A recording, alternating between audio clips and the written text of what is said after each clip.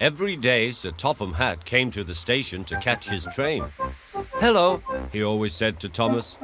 "Don't let the silly freight cars tease you. Remember, you have an important job as a special helper in the train yard."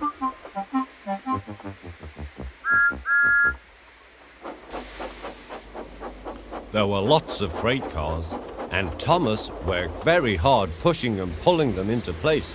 There was also a small coach and two strange things his driver called cranes. "That's the breakdown train," he told Thomas. The cranes are for lifting heavy things, like engines and coaches and freight cars. One day, Thomas was in the yard. Suddenly, he heard an engine whistling. "Help! Help!" A freight train came rushing through much too fast. The engine was James, and he was frightened. His brake blocks were on fire. They're pushing me," he panted. On, laughed the freight cars. Still whistling, "Help! Help!" Poor James disappeared. "I'd like to teach those freight cars a lesson," said Thomas the tank engine. Soon came the alarm. "James is off the line! The breakdown train! Quickly!" Thomas was coupled on, and off they went.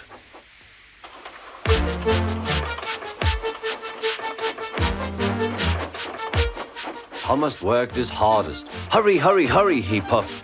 He wasn't pretending to be like Gordon. He really meant it. Bother those freight cars and their tricks. I hope poor James isn't hurt.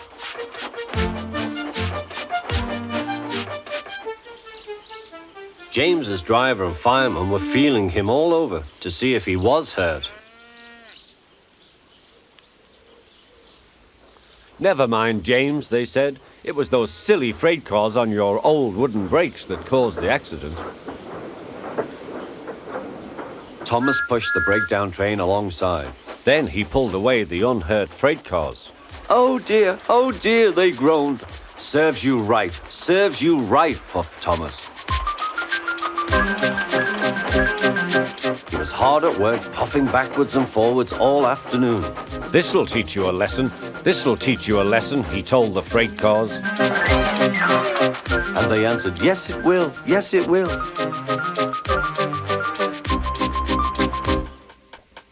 They left the broken cars, then with two cranes they put James back on the rails.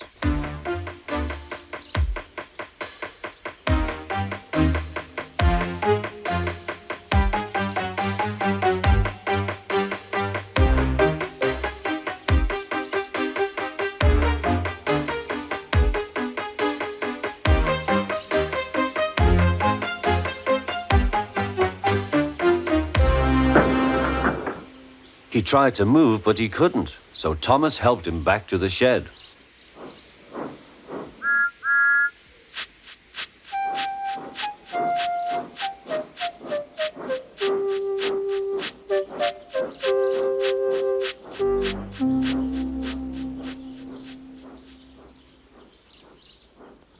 Sir Topham Hatt was waiting anxiously for them. Well, Thomas, he said, I've heard all about it and I'm very pleased with you. You're a really useful engine. James shall have some proper brakes and a new coat of paint. And you shall have a branch line all to yourself. Oh, thank you, sir, said Thomas. Now Thomas is as happy as can be. He has a branch line and two coaches called Annie and Clarabelle. He puffs proudly backwards and forwards with them all day.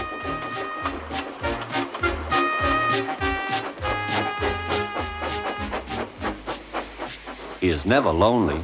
Edward and Henry stop quite often and tell him the news. Gordon is always in a hurry, but never forgets to say poop, poop. And Thomas always whistles peep, peep in return.